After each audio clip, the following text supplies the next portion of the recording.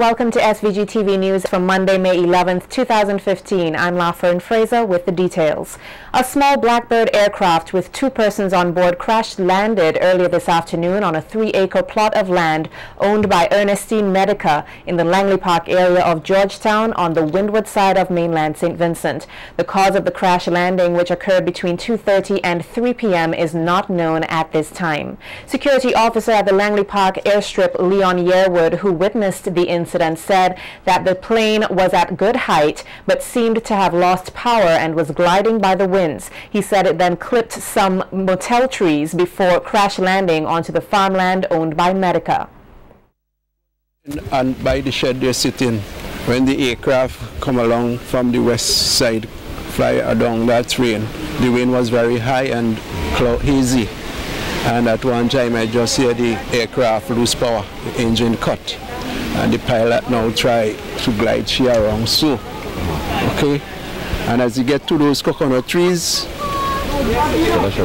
you know those 2 coconut trees there, down there, going back up the road there, and you touch on these, I will show you the 2 trees. Motel trees, if you can see those trees, they clip. And from there now she start dropping down, coming down, and end up inside there, here, bam. And then I called the pilot because he was in his office. Yeah, I called the pilot, he was in his office. And then I grabbed the fire extinguisher and I ran up. While I going up, because I did not know exactly where it dropped. So I hear the one person saying, help, help. And as I get closer, I say, help is coming. And I rushed to the scene, the fuel was running, try to stop the fuel, that's the first thing you do. And then you try to help, and other people come and help and get them out. It was the pilot and the co-pilot. Okay. So could you confirm if they were Vincent nationals? I'm not too sure who they were. Okay, but from the accent, did you pick up any? The accent was more like Lucian and more like Grenada. Okay. Right. Both myself and a few others, while the police stand there and they collect whatever belonging they had, such as their bag, their phone, and their wallet and so on. Okay, so apart from belongings, was there any other thing out of the ordinary? No, just the bag, a brown bag, the cell phone, and the wallet, the ID. The policemen them have that. Okay. The pilot, he came out, he said, okay Harry, let me call Tower. And he called Tower and then he rushed up with the other 2 extinguishers. And we try to do what we can. Okay, and so did you see any extent of injuries that the passengers possibly had? One of them for sure had a good cut in his head. The other one, he was fastened in the seat. So we had to take out that one first because the blood was running down, and the other one because you were more like on top of him, you know, because it was like that. So we had to fight and get this one out, and as we get that one out, and it takes us a good while to get out the one below because he fastened down inside. We use rope and vehicles and so on, like the tractor to pull to clear him. But thank God, both safe. Okay, so they were conscious at the time? They're conscious, because within 5 minutes, one stand on their feet. And I said to him, sit, let him sit, let him sit. Make sure that he, you know, conscious. And then they take one of the vehicles take that one to the hospital, and the other one transported by the police transport. Okay, that is the last one we got out. And how long have you been a security? I'm here for 36 years as a security guard. This kind. Not the first time, but sometimes gone. We had a small crash down at the bottom by a smaller plane. Came to land, he had a problem, and it went down that way, and it ran off and hit the end of the runaway. Okay, but this one more serious because it is totally destroyed. The 2 persons on board were the pilot, Wayne McDermott of St. Lucia, and co-pilot Marvick Petra of Grenada. They received minor injuries and were taken to the Georgetown Hospital. SVG-TV News understands that they were later transferred to the Milton Cater Memorial Hospital in Kingstown for further observation. The aircraft was reportedly traveling from St. Lucia to Carriacou. blaming the ruling Unity Labour Party administration for what he described as a failed economy. Opposition leader Arnim Eustace says as a result, many businesses have closed or downsized. The New Democratic Party leader made this claim at the party's rally on Saturday night at the Sion Hill intersection. Before the rally, hundreds marched in a candle vigil from the party's headquarters to Sion Hill, where they flaunted their yellow party colors and chanted for the ULP administration headed by Prime Minister Dr. Ralph Gonsalves to leave office. Eustace says many persons are suffering, having to go on welfare, and the government needs to provide jobs for Vincentians. All of those businesses that are downsized or closed because the state of the economy under Ralph Gonsalves, that's why they are closed today or downsized. And that is why, one good reason why we have to get rid of him. So Ralph boy, you're gone. You're gone. Many more families who are suffering because there is no income for their family. And when the Prime Minister boasts about welfare, welfare is not to boast about. You boast when you get jobs to people, not when you put them on welfare. To be on welfare is because you can't do better. And I believe that the people of St. Vincent and the Grenadines, with proper government, can do much better than we are doing today. Much, much better than we are doing today. The opposition leader says bad spending by the ULP administration is a serious concern for the national debt. He warned that he will bring in forensic auditors to deal with any incident of corruption instead of a commission of inquiry, which he says is a waste of money. I am not interested in any commission of inquiry to deal with corruption. Like you had the Otley Hall, which cost over $5 million. And nothing happened. The New Democratic Party has decided that we'll bring in forensic auditors from overseas, and all them cases of corruption will be investigated, and you're going to face the judge. There'll be no commission of inquiry. There'll be forensic auditors, and if you're caught, you'll pay the price. You will pay the price. I am tired of this nonsense, and it's getting worse and worse. And at the rally, all of the NDP's candidates for the upcoming general elections outlined their plans to make effective change if the party is voted into office. They spoke of plans to improve the tourism, agriculture and sporting sectors, and that all Vincentians will be taken care of. We get more in this report from SVG-TV's Sharon Garraway. So I'm using my tongue. And the young girl to the session getting their candles right. Congregating in their numbers from Democratic House, supporters of the opposition New Democratic Party showed strong support for their party as they marched in solidarity behind opposition leader Arnim Eustace to Sion Hill, where a rally was held. The jubilant atmosphere was evident as the candidates and even the party's leader got up to shake a leg and sang a line calling for Prime Minister Dr. Ralph Gonsalves to go. Mr. Gonzi, we want back the country. Mr. Gonzi, we want back the country. But when it was time to get down to the serious issues, the once fiscal advisor to this country says he is not opposed to projects such as the international airport being carried out, but that he is disturbed by the mismanagement of the country's financial affairs. We want an airport built cost effectively with proper contractors and so on to minimize the cost. Our airport will cost eventually more than $1 billion. Vice President of the NDP, Major Sinclair Leacock, says the upcoming general elections is a democratic one and not one for a royal dynasty. This is an election, not a coronation. We are not replacing King Gonzalez by Prince Camilo. and whoever is to come. Where horse reach, donkey could reach. And in this crowd, any one of you could be the next Prime Minister of St. Vincent and the Grenadines. Any one of you. From sports to technology to agriculture, health, women's issues, and tourism, the candidates expressed the need for change and a fresh way of handling the business of the country. The SOS framework that we have developed in our party to revive sports, to resuscitate sports. I will tell you what it means: service, opportunity, and support. I bring you greetings tonight from a constituency where agriculture is dead. I bring you greetings tonight from a constituency that we don't know where the cross-country road went. The New Democratic Party will train adequate number of forces in different disciplines to meet the demands of the health sector.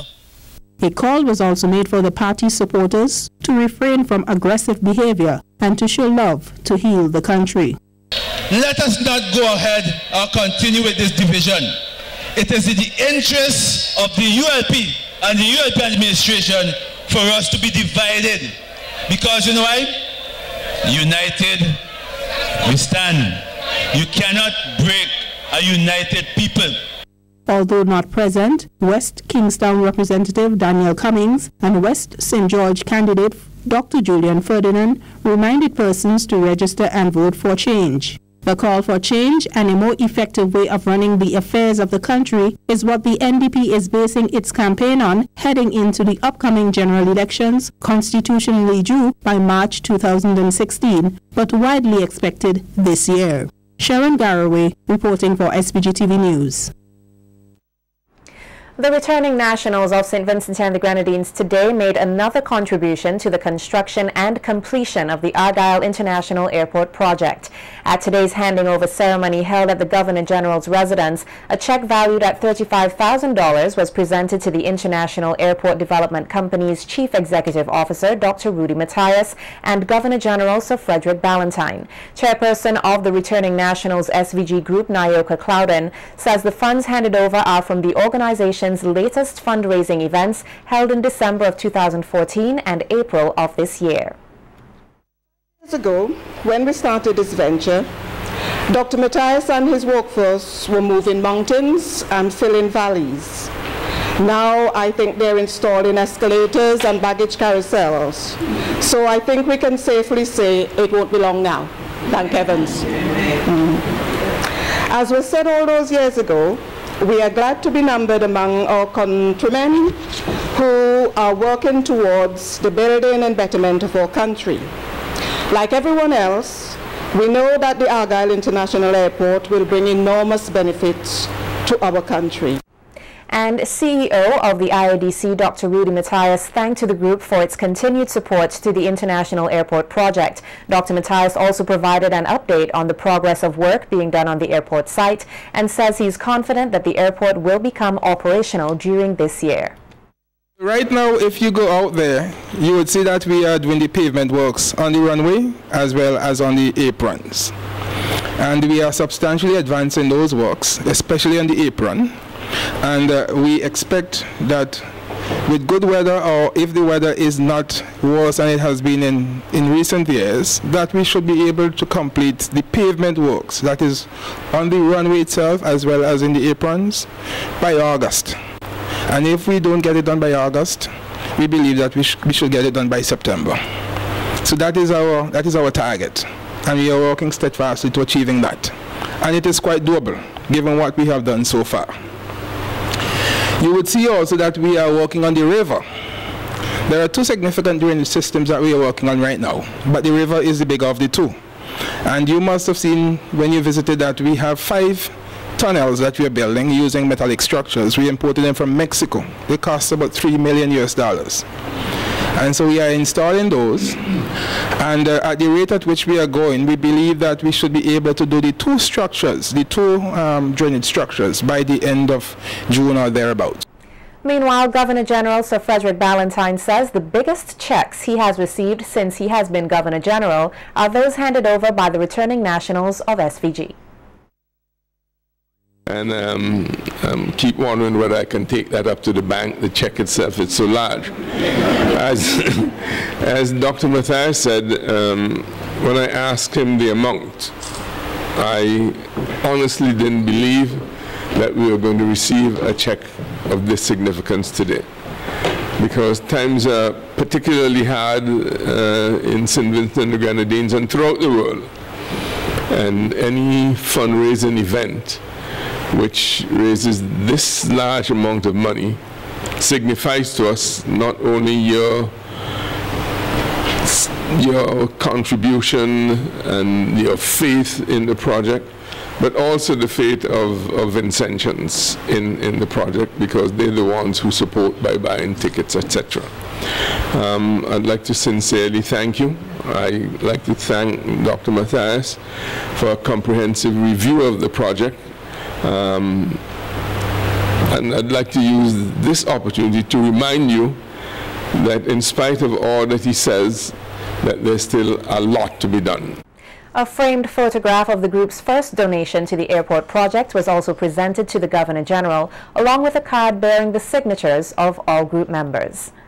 Director of the National Emergency Management Organization, Howie Prince, says the handing over of houses to persons affected by the December 2013 floods is an indication that the country is rapidly moving toward recovery from the damage caused. Prince was speaking at the handing over ceremony in Hope area of Penniston on Friday, where 5 persons were given keys to new homes built by the government of St. Vincent and the Grenadines.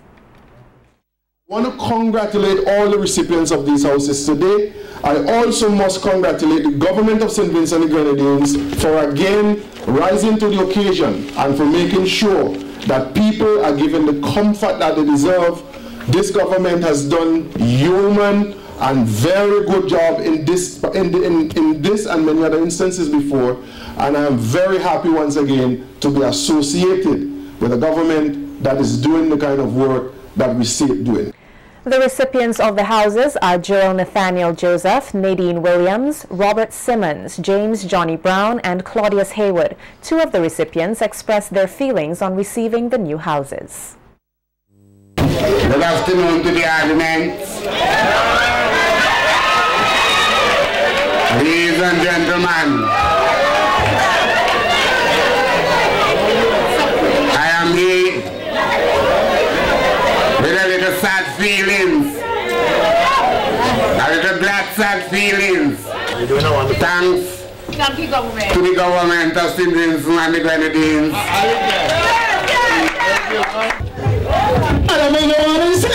And Jesus took me in, and glory to my God, and Jesus took me in, and glory to my God, and one sweat.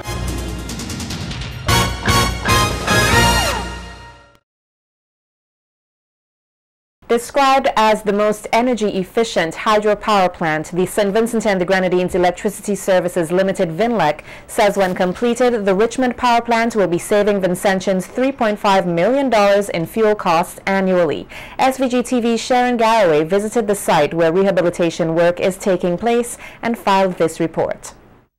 Members of the media, along with staff of the St. Vincent and the Grenadines Electricity Services VINLEC, last Friday went to the leeward side of the island for a tour of the Richmond power plant to look at the work being carried out there. On the journey, a short stop was made at the turbine station. The engineers on the tour said the facility, which has been around since the 1960s, was consistently refurbished to ensure that the station operated effectively over the last 50 years. They explained that with the damage to the facility by the December 2013 floods, they were able to do some reconstructive work with a disaster preventative mode in mind, along with the upgrading of the control room and other areas to ensure longevity, reliability, and productivity. Station Supervisor Sylvanus Foster explains. Turn the turbine, and then it rotates. As it rotates, there's a flywheel that continues the motion, and then it goes ready. We have the alternator. This is where we actually generate electricity after the water comes in and set up the motion from the turbine side of the alternator. In the company's effort to be eco-friendly, Senior Planning Engineer Ricky Wright says the use of fiberglass pipelines will ensure that no trees are cut, which are more easily prone to damage. He also noted that while one of the challenges is the high boulders because of the volcanic terrain, workers will be able to use other methods to dismantle the huge boulders instead of blasting. Instead of using dynamite to blast the rocks, we use a grout, an expanding grout, where we drill the rocks, pack it with the grout, and overnight it just pop the large boulders. So that I think we've kind of found that's interesting how it actually worked on site. Stabilized by this concrete structure, which has been here for over 50 years, the water then flows through the steel pipe. And this is actually where the fiberglass begins to flow, and the construction project begins here at Richmond. Manager of Engineering, Dr. Vaughn Lewis, says the project to upgrade the pipeline system, which began in March 2015, is set to be complete by June of this year. He says the decision to put the pipelines on the ground will not only be aesthetically pleasing to the natural surroundings, but will also ensure that they are out of the way of falling rocks and trees. These are aligned with the assistance of a surveyor, and they're pulled together and coupled together. Each area which a pipeline is coupled, or each joint that is made, is tested. We have a device called a joint tester, because once this is covered up, this is going to be covered up before we actually fill it with water. So we have to test each joint before we backfill and cover the pipe. Sounding high praises for the local workers, Otex Civil Engineer Georges Vavarustos says things are going along smoothly and that his company, which is based in Colombia, is pleased to partner with this country, particularly VINNEC, in support of energy efficiency. VINNEC Communications Officer Tamara Job-Sprott says her company is cognizant of the need to train persons and to get them the skill sets to ensure the proper operation of the facility. And usually when we do our work as a company, we try to employ as many local persons as possible. It's also part of building capacity across St. Vincent and the Grenadines. Engineers will ensure that each pipe is safely secured at the point of the joint. The fiberglass, which is about 3 feet high, is safely snugly put down by the textile geothermal bedding. This pipe would run for another 860 meters to the end point. Reporting for SVG Television News at Richmond, I'm Sharon Garraway. SVG will join other countries around the world tomorrow in observing International Nurses Day under the theme Nurses, a Force for Change, Care Effective, Cost Effective. In her address to mark the occasion, Chief Nursing Officer Peggy De Silva says that this year's theme reflects the nurses' commitment to strengthening and improving healthcare in SVG and around the world. De Silva says that on examining the status and condition of the nursing profession, locally and internationally, all citizens must pay attention to the challenges faced daily by nurses, and points out that the government is committed to the development of nurses and the nursing department. 2015 and beyond, let's ensure that nurses are a force for change, especially in producing safe, quality care and coverage for all patients in our health system in a care-effective and cost-effective way. With that, it gives me great pleasure in declaring the week of activities in commemoration of International Nurses Day 2015 open. There is a continued commitment of the government of St. Vincent and the Grenadines to train and support student nurses, knowing that a number of them upon graduation will find employment outside the state. De Silva also noted that more work needs to be done to deal with chronic diseases and care of the elderly. We need to do much more in disease prevention and to provide chronic care management to a more varied population, even as the chronic non-communicable diseases take their toll. Additionally, our population is aging and there is a chronic shortage of trained persons to deliver end-of-life care that focuses on comfort and compassion. So how do we achieve this? One word: training. In any healthcare organization, one of the most critical human resources is that of nursing personnel. They are the constant. They are the front line at the point of care, 24 hours a day, 7 days a week, and are the most visible faces in these highly complex organizations where outcomes are critical and where services are often provided under difficult and unpredictable conditions, but more importantly, where lives are at stake. The chief nursing officer went on to encourage nurses to do their best on the job at all times and to recognize their importance to the health care of this country. This year's theme reflects the International Council of Nurses' commitment for action to strengthen and improve health systems around the world. There is, of course, a national dimension as well as an international or global perspective of us nurses being a force for change. We speak about the healthcare system because it is many parts working together to keep the nation's health intact, but the nurse is the central cog in the system that holds it together. Vice Principal of the St. Vincent and the Grenadines Girls High School, Michelle Beach, says contemporary values and discipline are threatening to overwhelm the traditional values which has held the institution together for years. Speaking at the recently held church service to mark the culmination of the school's 104th anniversary, Beach says that persons fail to realize the importance of traditional values, which she says has a great impact on the decisions they make. Beach says this is the primary reason why the school does not only focus on educating, but is of the firm belief that instilling discipline along with quality teaching can get students to realize their fullest potential in life. Contemporary values and discipline threaten the tried and tested values that have helped this institution remain strong.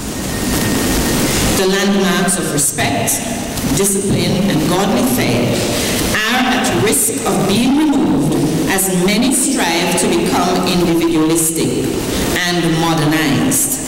If our students are not taught early the values of respect, integrity, or general good manners, how will they survive later in life?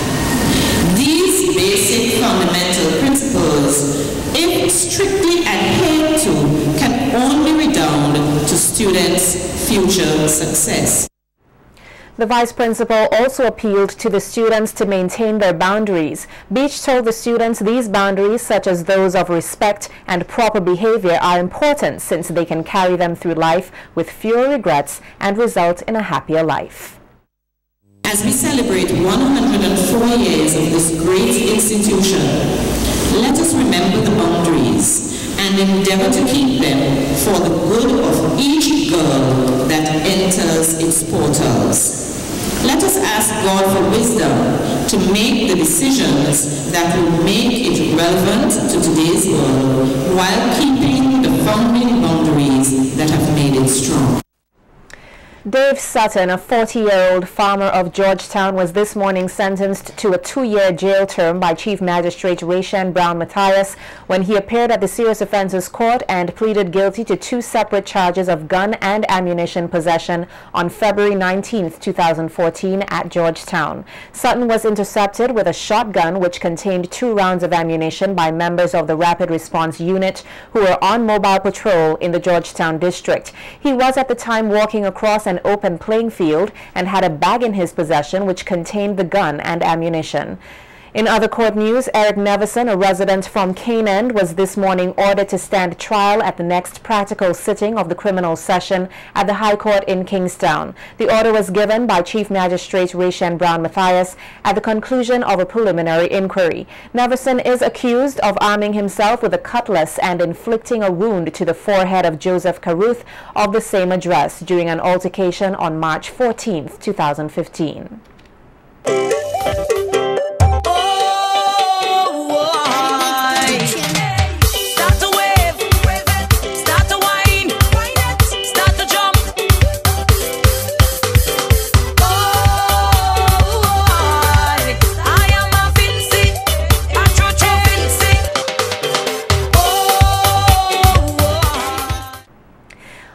Contestants in this year's Miss SVG pageant last Saturday gave the local media an opportunity to get to know them better through the Meet the Media session at the Young Island Resort. Many of the contestants are not new to pageantry. However, what all 8 have in common is that they were mainly inspired to enter the pageant because of the university scholarship that is up for grabs.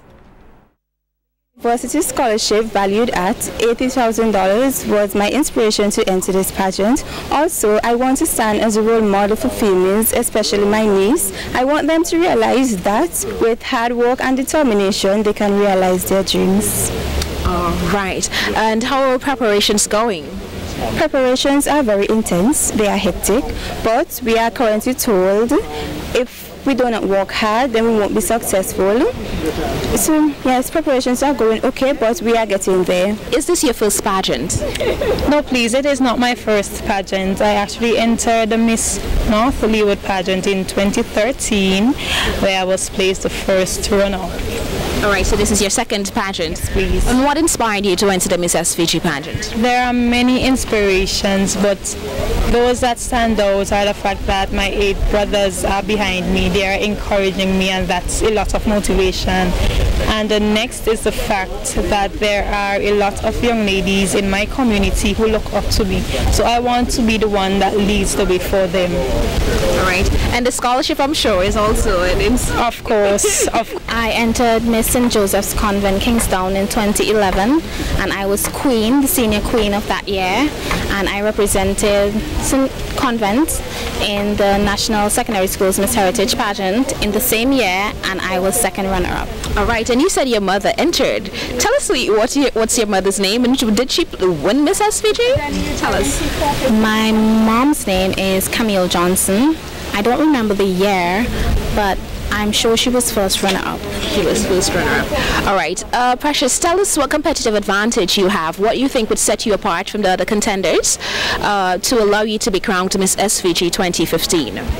My confidence. I have a very high confidence level, and the fact that I am uniquely different also, and I am planning to bring something that has never been done before. There are 4 judge categories. You have the evening gown, the swimwear, the talents, and of course the interview. Which of these categories are you anticipating most, and why? Talent, because I'm a dancer. Since I was 5 I started, and I actually love dancing, so I can't wait for talent. Miss SVG, is it your first pageant? No, I have actually entered Miss St. Joseph Convent, Kingston, when I attended there, and I also attended a show in 2011, that's Canawan Bikini Fest. Okay, and how you performed in those 2 shows? For Miss St. Joseph Convent, Kingston, I was placed first runner-up, but for the Canawan Bikini Fest, I won it. I entered Miss South Leeward in 2012. I then went on to Miss Rural in Canawan. I placed third runner-up. I then moved on to Miss Beckwith Independence. There I won that title again. I went on to Miss Whitsuntide and Miss Petite Martinique. All right, great. Tell us how preparations are going and how prepared are you for the big night on May 30th? Well, seeing that I am a pageant lover, I am very prepared because I'm not newcomer, if I would say, to the stage. I am preparing myself very much because I know what it's like, and the Vincentian public can be very vicious. I'm not from a very well-off family, and although my mother has worked very hard for the past 19 years to take care of me and send me to school, I know that now it's up to me, and I'm entering the pageant because of the scholarship.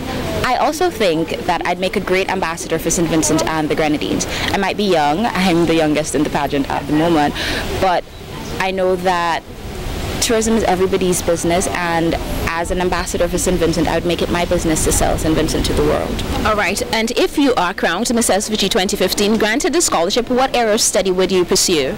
I'm going to study medicine. I plan to do medicine and then specialize in cancer research. I'm the 6th of 7 children, which is my older brother died when I was 12. It was shocking because he was my favorite brother, and it was a real blow, but you know, I was able to rise stronger from that and, you know, learn to live every day and love all of my siblings, because that taught me that I don't know when I would see them last. I believe that on the night of the show you can expect something different from me, something that will set me apart from the other individuals. I intend to be unique, I intend to stand out, and I intend to bring something completely different from the show, something you've never seen in previous years. All right, there are 4 judge categories, as you know: talent, evening gown, interview, and swimwear. Which of those categories are you anticipating most? Swimsuits. And why is that? I love it. I think that I have the body for the swimsuit, and I'm therefore looking forward to that. I've been working hard, I've been busy in the gym, and I can't wait to show this off. I am mostly anticipating the swimwear category because I am the most figured young lady in the pageant, and I believe the patrons will gravitate to that. All right, all the best. Any final words? I would like to invite all Vincentians, especially those from my community of Green Hills, to come and support me on the night of May 30th. Meanwhile, chairperson of the Beauty Shows Committee, Cheryl Rodriguez, says the contestants have been training since January of this year. Rodriguez says the training is not only for the competition, but will also ensure that the girls are molded into well-rounded citizens. Even after they've left Miss SVG, they will be, queens. We ask them to continue to be, to be like queens, wherever they go, take whatever. And then the thing is, they're vying for a university scholarship. So the next thing after this is university. So they're expected to be of a certain standard. And we would like them to be outstanding even when they go to university. So, we're quite pleased at this stage with their progress. When we interview them, we recognize their weaknesses where we needed to help them. So we've been doing our very best to get engaged persons in the community. Various persons have volunteered to help us, and we're very thankful to them. Besides people on my committee, we have other people outside helping us, and they have their own teams working with them as well, helping them out. So we're quite pleased. We know we have little things to, to improve on during the next 3 weeks, but we will try our very best and make use of every moment and make sure that the standard of their performances is really outstanding. The Beauty Show's chairperson adds that the contents of the Miss SVG show have been finalized and explains that besides the 5 appearances by the contestants, there will be a full entertainment package on the night of May 30th. Yes, Miss SVG has carried itself. When I say that, I mean patrons are mainly they really look forward to seeing the contestants perform, and they didn't pay a lot of attention to the entertainment package. But recently we have heard that, from members of the public, we need to improve the entertainment package. We're doing our very best to do that. And this is the first time I'm saying on TV that the featured act for Miss SVG will be Rodney Benjai LeBlanc, right? Rodney Benjai LeBlanc. That is his correct name. His full name is Rodney LeBlanc, and it's Rodney Benjai LeBlanc. Okay. He'd be the featured act on Miss SVG. And besides that, we have local people. We have like Jeron and Shania. They'd be doing spoken word and songs. We have someone called Dynamite who'd be doing a song as well, Joel. And we have this year again we have Brian Maloney. He will set the pace for the evening gong segment. And we have the ultimate band, right? They will be providing live music to back up the contestants. Normally we have pre-recorded music, right?